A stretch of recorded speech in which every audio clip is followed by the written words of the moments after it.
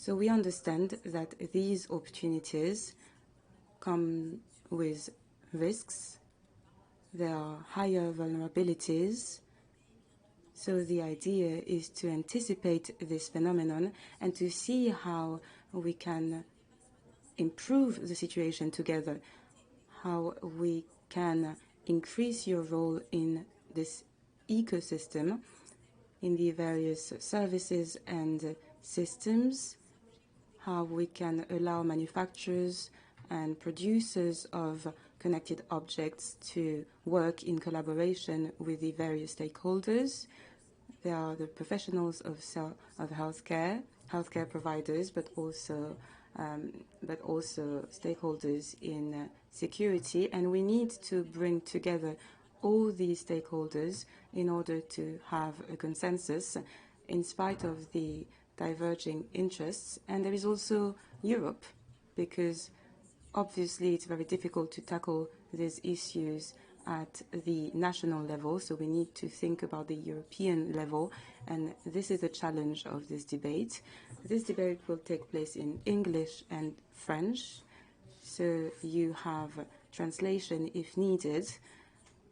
Please put your phones in silent or in plane mode so that we can have quiet in the room in order to listen to our speakers, and feel free to ask questions to them following the exchange, because we will have a Q&A session after. So,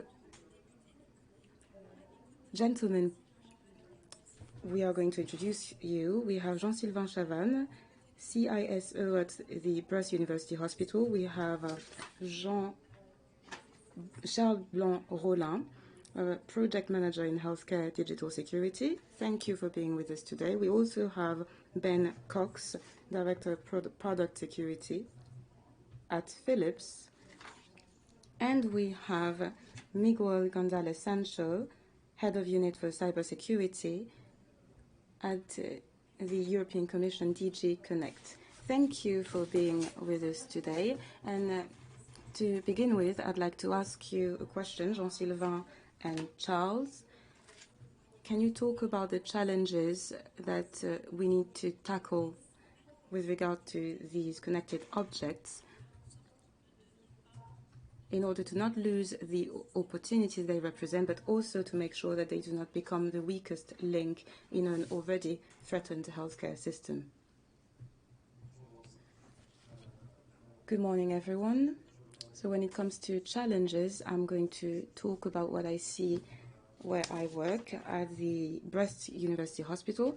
We have two main challenges. The first one is patients' safety, because we want to make sure that our information systems are safe, that they do not threaten healthcare provided to patients. So this is the first fundamental challenge. But there is also another one, namely diagnosis of healthcare system, namely trust in information systems for patients. This is very important, since this will be essential in diagnosis. For example, when heart disease risks are increased by 10%, the diagnosis can change. This is a real challenge in order to safeguard the data security in our IT systems in order to provide care. So there is one aspect with regard to safety and security of patients, and then there is trust in information systems in order to have diagnosis for patients. And could you also talk about the increasing number of digital objects, for example, in imagery, but it goes really beyond this? Well, it is true that when we talk about connected objects, there is a wide range of connected objects in imagery, for example, as you said, in order to store images. It's also related to syringes in order to provide drugs to patients.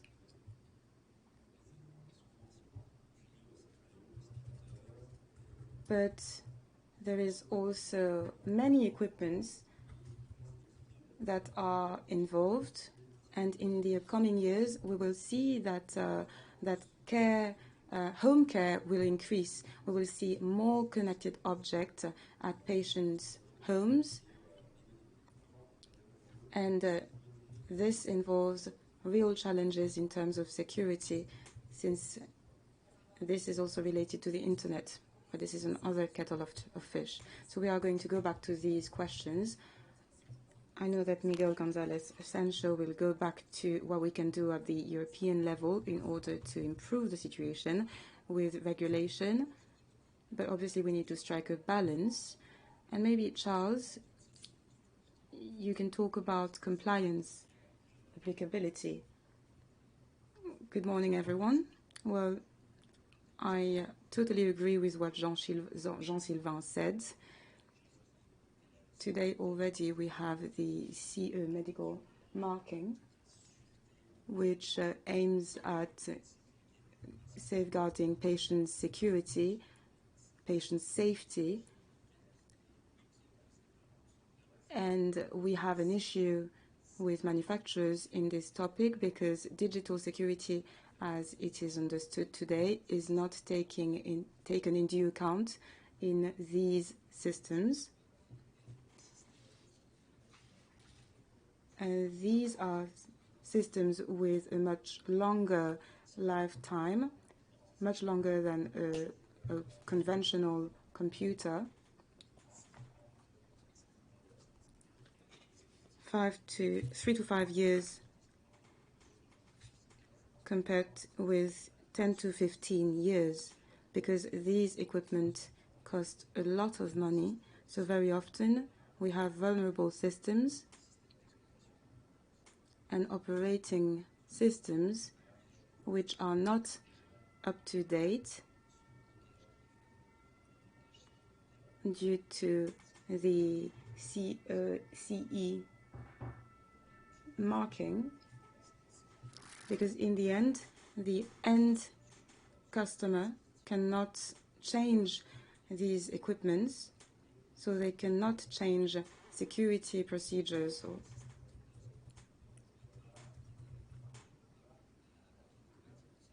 We cannot modify the configuration. We cannot install various security solutions on these equipments. So there are many limitations and many constraints in these mechanisms.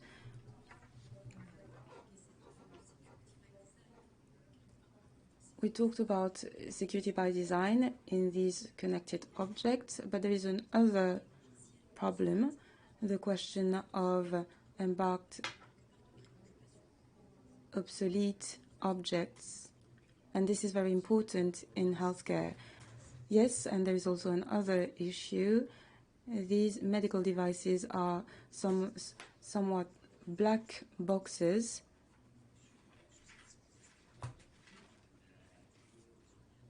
The US agency FDE wanted to force US manufacturers to provide them with a listing of devices used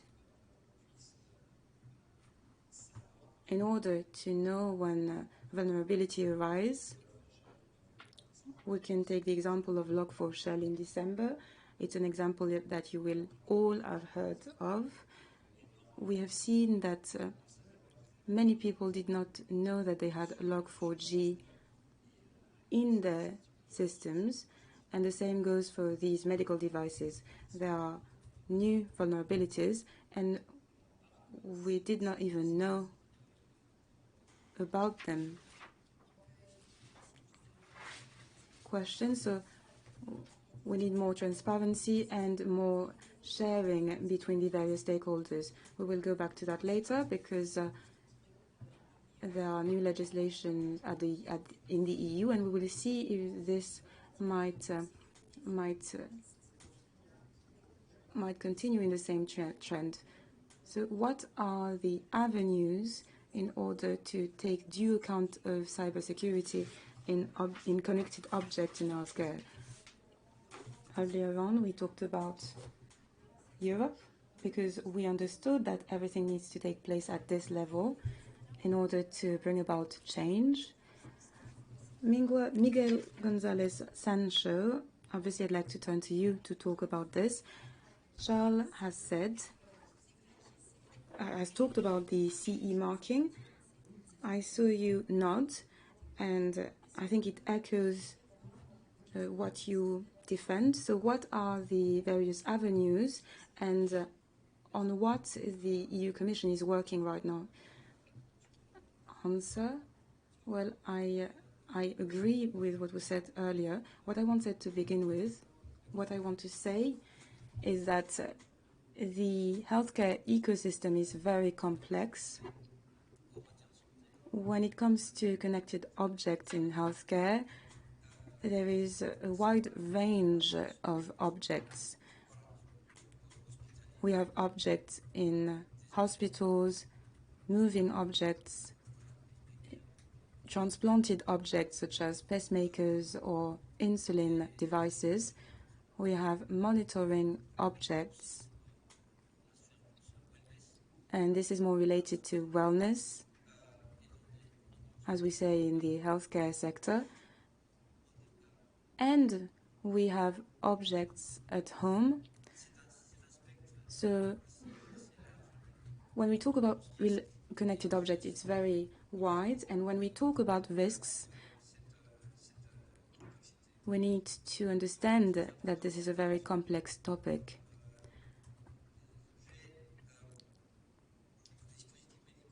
We also talked about medical devices, and this is also very important.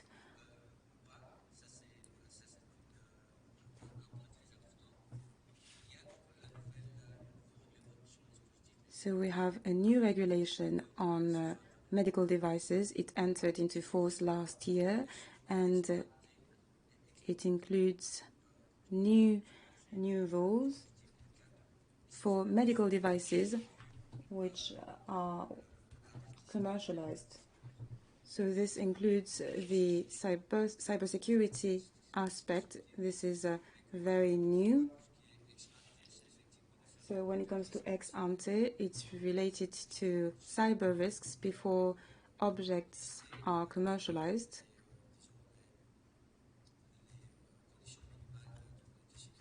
We need to list the various security risks, and then the manufacturer has to provide follow-up on this connected object. It needs to report the vulnerabilities in a database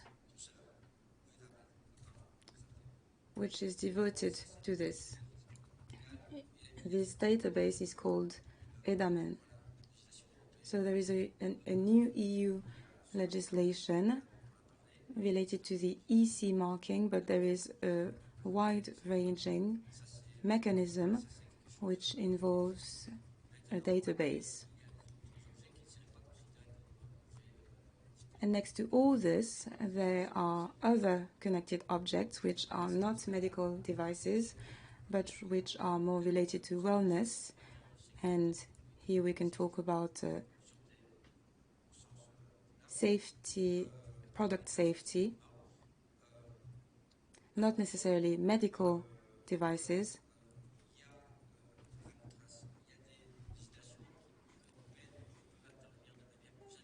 We also have EU legislation that can be used in this field. For example, the NIS regulation for essential critical operators. And healthcare is also involved. So here we are talking about critical operators. And here it's interesting to try and see what is the various roles between the manufacturers and operators. And there is another topic, namely data protection in healthcare. We have a European legislation for this regard, and all stakeholders who manage data need to comply with a number of rules in compliance with this regulation. So this is what I wanted to say for when it comes to what EU does. Question, well, maybe we can go back to the NIS regulation you mentioned. The NIS directive has been reviewed. We are now talking about NIS 2. Are there aspects related specifically to healthcare, especially in light of the COVID-19 pandemic? Answer, well, the healthcare sector is seen as a critical sector.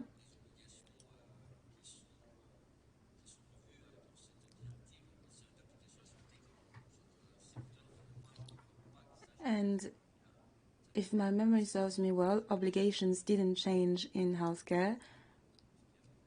Oh, sorry, actually they go further. So there is a cross-cutting approach. I saw you nod, Ben Cox. When you listen to the two panelists we have here in healthcare, they talked about what happened in the US, and they also talked about their concerns. There are regulations at the EU level, so what we want to ask you, since you are the manufacturer of these objects, how can we make sure to strike a balance? Because we understand that you also find it hard to strike a balance. These connected objects bring about many opportunities. We need to tackle security issues, cybersecurity issues. We also need to comply with regulations which vary in Europe and in the rest of the world. We understand that it's hard for you to strike a balance. So how do you do at Philips? It's indeed a difficult topic, because we see that the regulations across the world are still struggling. Most of the medical device regulations focus on safety, not on security, although that is being changed. We see that now with the EU MDR, where there is the requirement to do state-of-the-art security. We also, of course, see the changes currently going on, especially as mentioned in the US, where the FDA is of course, with their pre-market guidance, is enforcing much more. But also there is what we call the Patch Act, or the Burgess Bill, is currently up the hill for approval. So the FDA can focus more on also the security aspects, being patching, being the software bill of materials that was just being mentioned. As a healthcare manufacturer, it's interesting to see the regulatory frameworks, because we have to look at the regulatory obligations on the medical device, but also have to take into account the regulatory obligations of the customer that puts them into operational use. And I would not say that there is direct a conflict, but if you do not take both into considerations, you will miss out items. Again, for instance, under a medical device regulation, there is no concern for data loss, while for a lot of the hospitals, that's a main concern. So how to address also those issues is, of course, something that a manufacturer has to take into concern. The other part, if you look at the regulation, especially in Europe, the EU MDR says you have to do state-of-the-art security. What does that mean? And luckily, of course, there is the MDCG guidance on cybersecurity that was developed by the European Commission, ENISA, hospital associations, medical device industry associations, and that in itself already has a good explanation what are truly expected. And it focuses on security by design, it focuses on the security requirements for products. It also focuses on the shared responsibility, because we do understand in healthcare very strongly that security cannot be achieved by either the manufacturer or the hospital or the hospitals or the regulators. This has to be done jointly. Also, this I see is of course something that we all still need to learn. I also see there's a lot of distrust amongst each other, so that complicates, I would say, the shared responsibility. And as also mentioned, there are a lot of specific challenges. Equipment, hospital equipment, typically takes many years. It is in the field. For one of our products, we did a full analysis from the day that we started the development till the last day the system went end of life, or end of support even in this case. That was 23 years. So that product was in support for 23 years. So if you currently look in Europe, about 20% of the what we call big iron systems, so think about the CT, MRIs, those kind of systems, 20% of those systems in Europe are over 10 years old. 10 years ago, we didn't design systems to be secure. And a lot of these systems, because of the technologies that were used then, are difficult or even impossible to update. So to make them secure would mean replace them. And as was stated already, these are capital investments. You do not just replace them because you do not have the budget. So there are a lot of specific challenges in healthcare that we have to cover. Thank you very much. Ben, on va peut-être revenir sur ce que disait Ben à l'instant. Maybe we can go back to what Ben said, because it's a central question when it comes to old systems, because now it is truly impossible to update them. We need to replace them, but this is a huge cost. So how can we tackle these changes? And how can we tackle these challenges? On a beaucoup d'objets. Indeed, we have many objects dating back to 10 years ago. Sometimes they're even older than that, and they're still being produced because they're still efficient. They still correspond to needs in the medical sector.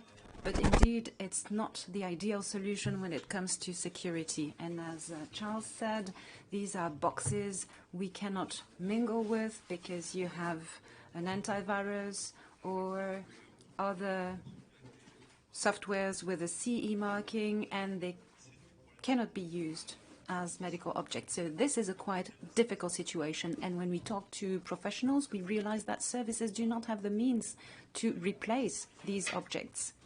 So I do not know whether this is the best solution, but we would focus on another type of security. We would draw a list of the objects to see what is the visibility on these objects. Then we will classify them in groups that are specific to the medical sector, and then we will add more accurate cybersecurity rules. But this will require technical expertise to understand how they work in terms of network, protocol. There are many specificities. So we'll have to see how we can work on this perimetric security. It's not the ideal situation or solution, but this enables the health professionals to go on with their work on a day-to-day basis. Yes, I believe that this is the only way to do this today. As you said, we need to place these objects in a bubble. We need to focus on micro-segmentation. We need to limit the outgoing and incoming flows. You need to understand the flows and try to limit them as much as possible. We need to have filters. We need to have something that is very fine, very accurate, because otherwise we can't do much. I could give you some examples. For medical devices that are still in manufacturers. I saw some of them last year, and they had the configure, so this is something that had an impact on the SMB Windows protocol. This is a vulnerability that was corrected in October 2008 with Windows XP. So there you had a major impact, and it could have a serious impact on patients, because we tend to forget about that when we talk about security.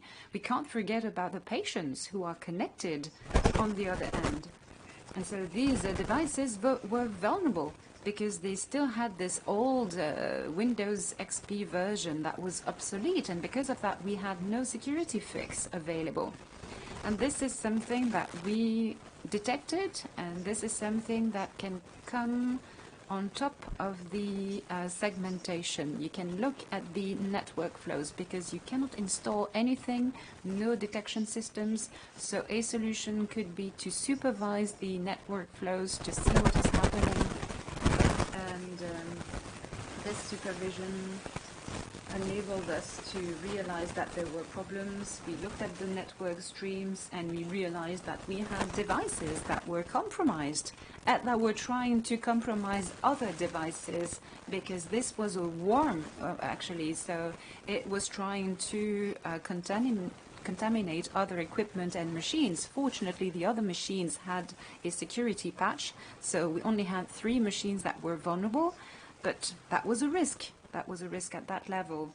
So the solution was to have a new installation by the installation services with in cooperation with biomedical teams. There was a new installation, and the producer agreed to add the security patch from Microsoft on these machines, but we realized that these machines were highly vulnerable.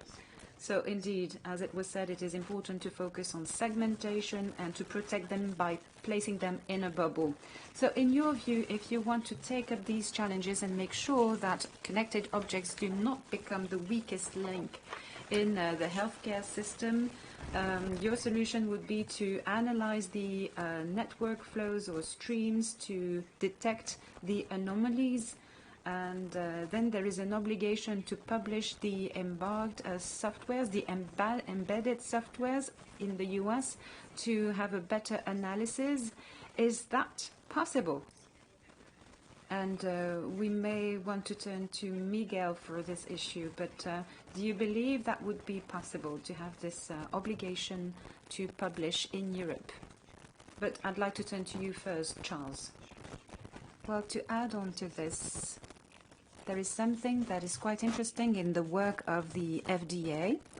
They asked the manufacturers to have a possibility to update the systems, and this update should be developed by the healthcare institutes, the final customers, because we can see that for medical devices, the updates provided by the manufacturers cannot be applied directly by the biomedical teams in the healthcare establishments. They have to turn to the manufacturer to do that update. And in the work of the FDA, they had this request to have the opportunity to update those equipment, and I believe that this could be quite interesting. Miguel, do you believe that this is something that could be introduced in Europe? Yes, I was listening to you carefully. And I believe that the healthcare ecosystem is very diverse, very complex, with many different components. You have hospitals, home care, so it can be very, very complex. As any other ecosystems, actually, but I believe that the healthcare ecosystem is even more complex than others.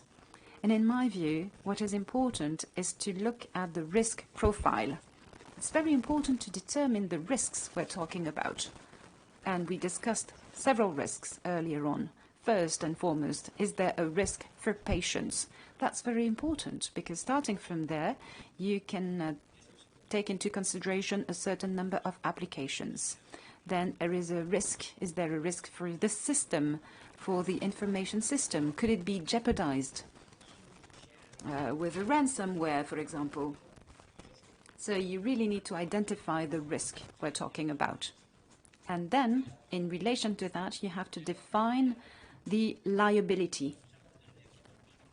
So there is no single solution, I would say, one size fits all. I believe that you really need to identify all the medical risks. I also talked about the obligations, the obligation to report about these vulnerabilities. This is a European obligation. It already exists. Then as to other categories of risks, such as risks for data and data protection, well, there are other obligations that can be taken into account. And you talked about upgrades and updates. That's very important. But of course, it's very important to update the healthcare services, but this is also a source of potential risks. It's a gateway. It's an open door to other risks. So this is something that needs to be borne in mind. And to answer your question, the fact of having obligations of transparency and others, this is a very important part of anything that is related to cybersecurity legislation and regulation. Indeed, this obligation to report, to identify vulnerabilities, because you know that very often the attacks are not committed against new vulnerabilities or 0 days, but the attackers will discover the vulnerability somewhere, and they will go elsewhere to try and make the most of it. So it's very important to have this reporting system indeed. There is another aspect. You know, sometimes you do not have to do the update immediately. You need to think about the information on the different middlewares, the different layers included in the medical systems. I would like to refer to Log4Shell. We discussed this earlier, and I experienced it. And the problem is that these are boxes, and we didn't know what were the layers inside. So we turned to our biomedical systems. Some of them no longer exist today, and it took us 2.5 months to have 80% of responses. And do you believe that's acceptable? Because we have a potential risk, and for 2.5 months we didn't have the information because people told us, yes, but we have to check, we have technicians, etc. And I remember that there was a biomedical company who told me, well, don't worry, this is not your problem. This is not of your business. I was like, all right. So it's important to have this notion of middleware. This should be at our disposal, because at least I would be able to identify and assess the risk faster than after 2.5 months. So sometimes it's important to assess risks, because if you detect vulnerability, it's very important to know what is the risk level for the institution. And people cannot tell you, well, I'm waiting for the answer to be provided by the technical team. So this is something that we should improve. Ben, would you like to add on to this discussion? Because indeed, this is related to what we mentioned and this dialogue with the industrialists whom you represent. Indeed, and I think the most important, what I heard was said already here, risk-based. Because if we talk about software bill of materials, if we talk about patching from the users, there are a couple of concerns. First of all, I fully support the comments that were made for Log4j. If something like that happens, you want to know if the assets you have in your organization as quickly as possible. Are these products impacted? Yes or no? And of course, waiting for more than 2 months on these answers is unacceptable. Having a software bill of material would aid in detecting whether or not products have this vulnerability or are likely to expose this vulnerability, because that is the issue. If you have a software bill of material, you only have a list of software components. You are not aware of the design of the product. You are not aware of any mitigating controls that are in place on the product. So the concern is that you might be screaming alarm because the vulnerable component is on the system, while in practice the product is not vulnerable at all. So that is a caution that everybody has to be aware of. Then regarding to patching, the concern there is that part of what we as medical device manufacturers have to do is really, when we change the software configuration of a medical device, truly verify and validate that the system is still working. I have personally experienced that we have seen on X-ray systems that applying a Microsoft patch would cause a delay in the imaging. Now think about a physician placing a stent in a patient. Any delay in the imaging is totally unacceptable because that is a safety concern. So just applying patches is something that should be done risk-based. And on some equipment, it should not be allowed for a hospital, in my view, depending on the criticality. Same for implantables. Please don't touch it. Stay away from it. On the other hand, if you talk about medical workstations or, for instance, PAC systems, then of course, if the hospital has the means to validate that the product is still working correctly, and the manufacturer provides instructions for that and supports that, I think this is most certainly an area where we need to go to be able to improve patching. Absolutely.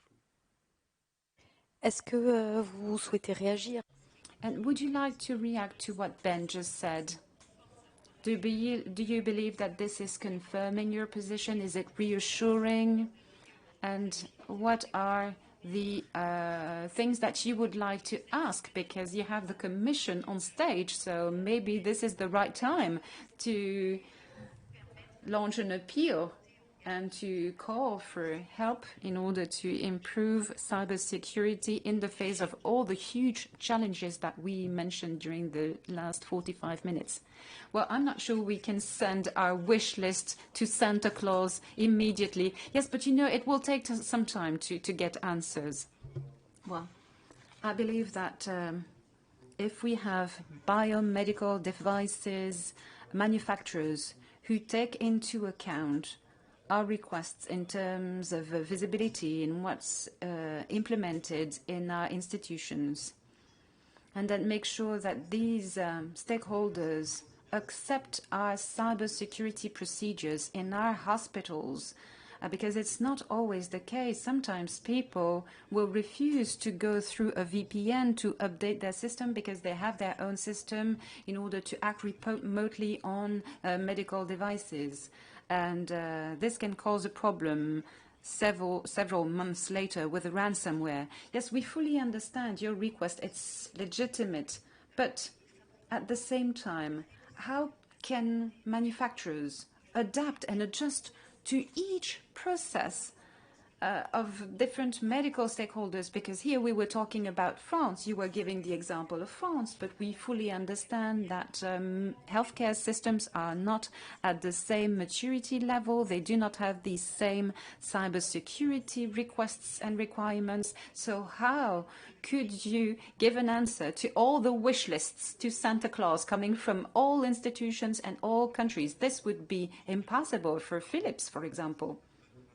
Well, we're trying to follow the best practices of ANSI, so we're not just creating everything from scratch. You know, we're not asking for skyrocketing solutions.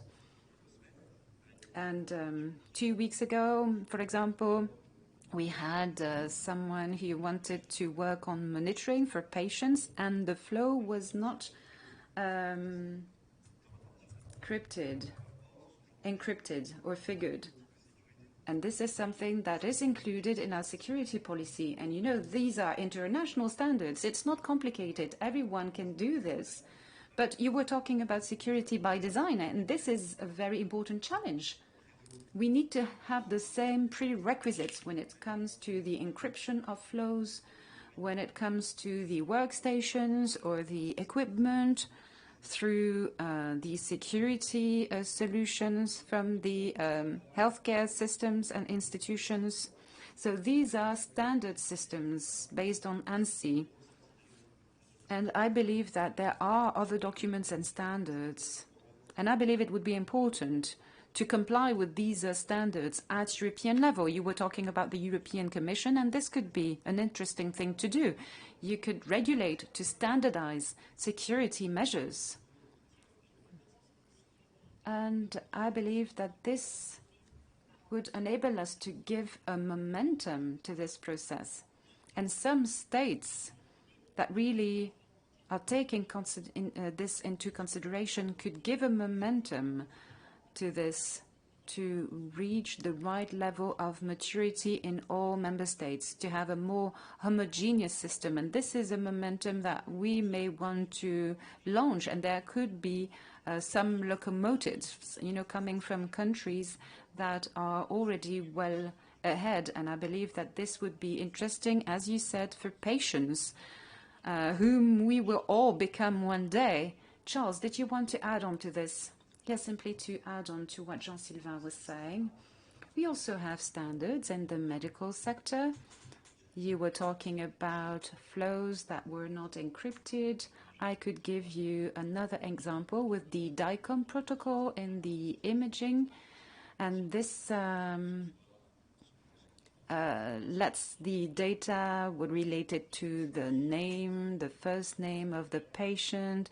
These are data that are circulating without being encrypted. So the solution will be to use a VPN if you want to use that image and send it to an external network, for example. That's another situation. Yes, I'd like to turn to you, Miguel, because you heard the wish list from Jean-Sylvain.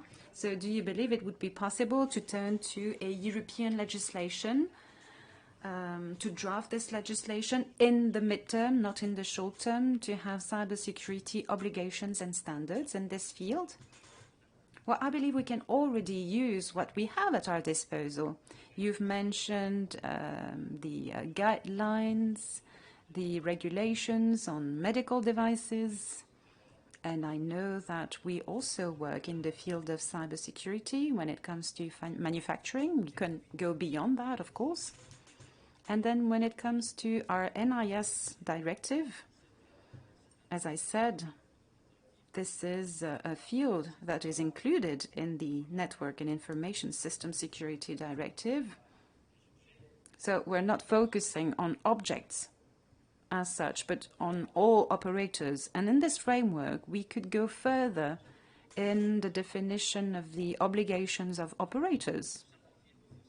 To make things more simple, I would say that we have this safety regulation on the side of manufacturers.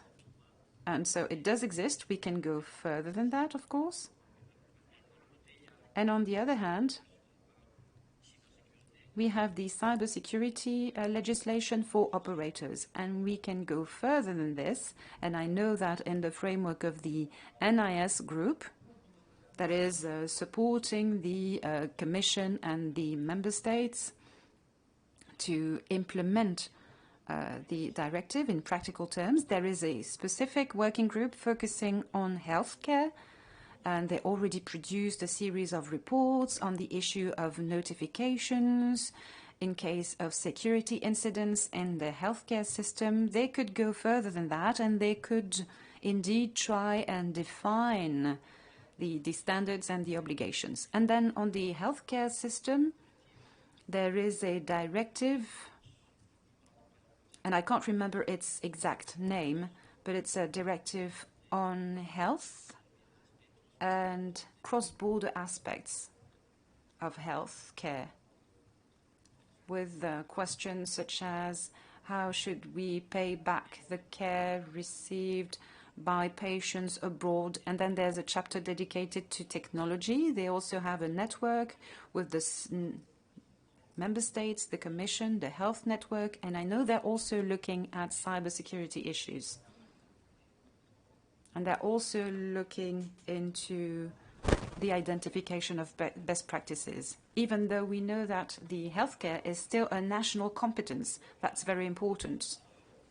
So on the European side, we also have the internal market rules that can be applied, but then the healthcare is a competence for member states. All right, thank you very much. We're going to open up the debate now to the audience before we close this session. So please raise your hand if you have any questions or comments so that we can bring you a roving microphone.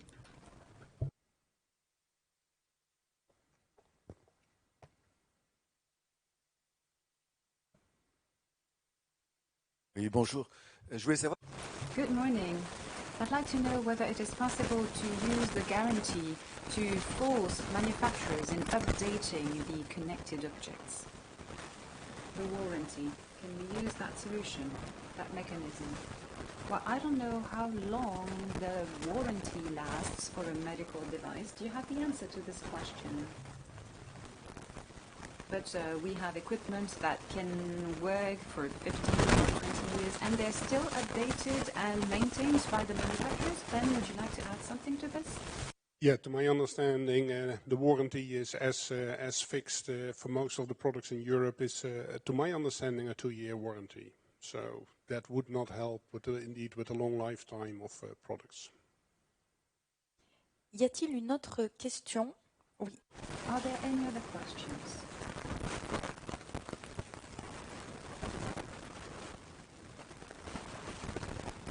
Good morning. You talked about a medical CE marking. Does that include the need to develop cyber tests or not? I'm not sure I understood. Do you need to carry out certification tests on cybersecurity? As far as I'm concerned, I would say that no, it is not the case. Depends. It's a difficult one. If you look in the medical device regulation, it states you have to do state-of-the-art security. So I would expect that a notified body who comes to audit a medical device manufacturer verifies that the manufacturer applies security by design, which of course also testing is part of security by design. So if you look at what is currently stated also, again, in the MDCG guidance, because for the medical device regulation, there are no harmonized security standards. So there are no standards that the manufacturer can say, if I implement these, I comply with the requirements. So all is done through the MDCG guidance, and most of the notified bodies do test, audit against those requirements. So I would say yes, but it becomes on the skill level and the focus of the notified body, not directly coming from the regulation.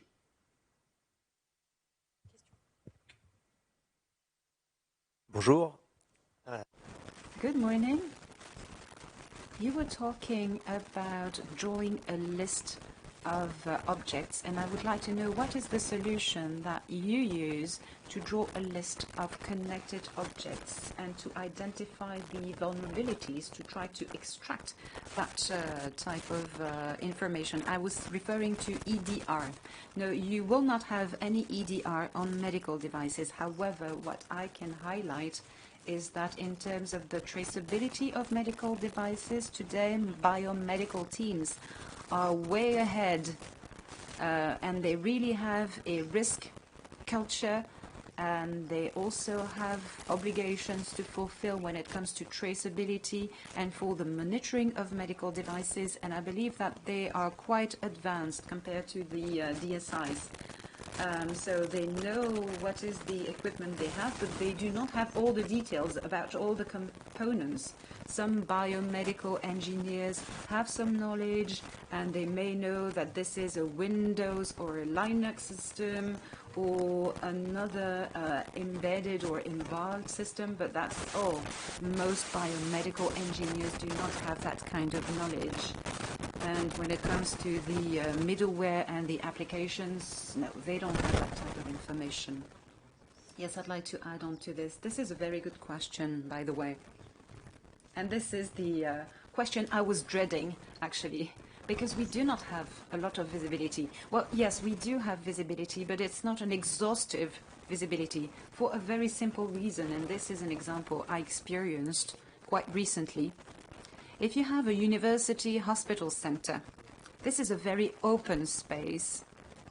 You have teachers in university who are also doctors. Then they also work for associations such as the Cardiology Association, for example, and that association could say, well, maybe it would be interesting to buy a new medical device and we're going to test it in the university hospital in Brest. So the association buys the equipment and the university says, the university hospital says, well, okay, I'm going to use that equipment, and sometimes they do not inform the biomedical team, and then they log into the network, and you have this open flow, and that's where you get some security alerts on some flows. But this is not detected on our radar because we have a certain number of stakeholders that are involved. I just gave you a few examples, and they have interactions with hospital centers. So it would be interesting to have a single channel for these medical devices, but then you have to involve everyone, the health professionals, the biomedical teams, the security officers, the chief information security officer, the associations. They all need to be involved. So for the moment, our visibility is not exhaustive, but we're working on this. We're working on the technical aspects with the network flows to try to identify them. But then it's really important to have strong equipment to identify all network flows. And it's not easy and it's not cheap. So this is a choice to be made by institutions and establishments. And it needs to involve all stakeholders within the institution. What I still would like to add to that is I think that although all the concerns we have in healthcare, we also do have some great examples, because especially on the information exchange, I think healthcare is doing much better. Perhaps not everybody is aware, but we have something that we call the Manufacturer Disclosure Statement for Medical Device Security. It's a form that was really initiated in the US, but we're really trying to promote that throughout the globe. It's also, in that respect, recognized, for instance, by INCYBER in their guidance for hospital for the acquisition of medical devices. And this, for me, also ties then to, for instance, the update of the NIS directive, the NIS2 directive, because a key element in the upcoming NIS directive, for me, is the focus on supply chain. And there specifically is the requirement for an organization to know of their suppliers if the products are secure and if they use security by design to use these products. I think part of the challenge will be, how will we demonstrate that? How will I, as a manufacturer, demonstrate that to the hospital? Of course, how do my suppliers demonstrate to me that as a manufacturer? I think in healthcare we do have some great examples where the MDS2 are part of that. Of course, security certification is something that comes in mind as a means to do that, to provide that proof. But the key is information sharing, and we recognize that because also in healthcare we recognize it's a shared responsibility. So there is much more. I do recognize that not all manufacturers provide these manufacturer disclosure statements, but many do, and we need to make sure that more and more of them will provide that information so that you know what is the S-bomb, so that you know what operating system, what are the security capabilities, etc. Bonjour. Good morning. In our hospital lab, we use robots and automation. And 2 weeks ago, we detected a slight problem. These systems have a Windows XP, so quite old systems, and we detected a problem with the flow of one of the robots going to the internet, and they were infected by the virus Compiker. So after that we reacted, we got in touch with the supplier, and indeed we cannot install anything.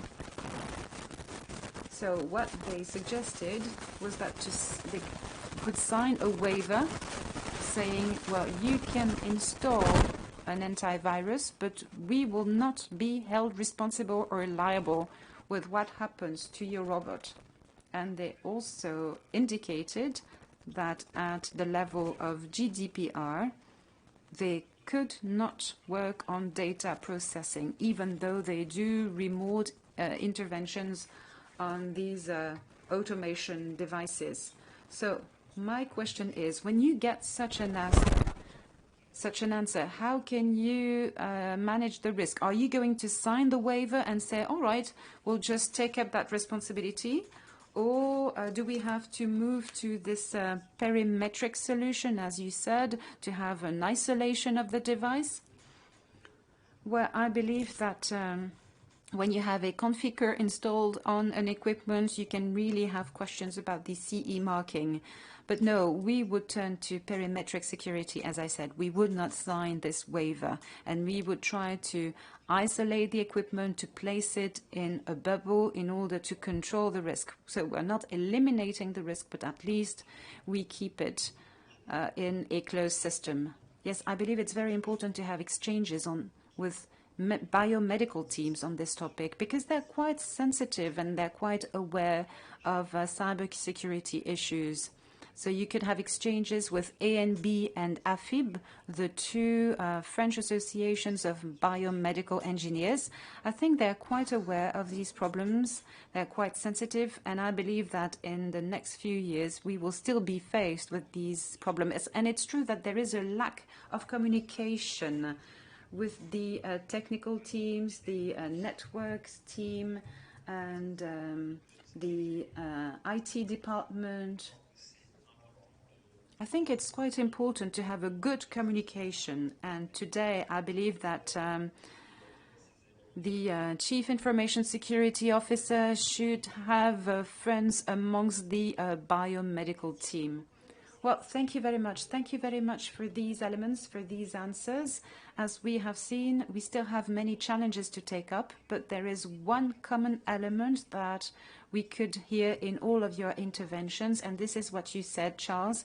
This need for communication, this need to share information, and this is a collective approach that we need and that needs to be designed by all stakeholders at European level to take up these challenges. Now, of course, next year we will have the opportunity to come back to this topic, and we'll see whether we have been able to make progress.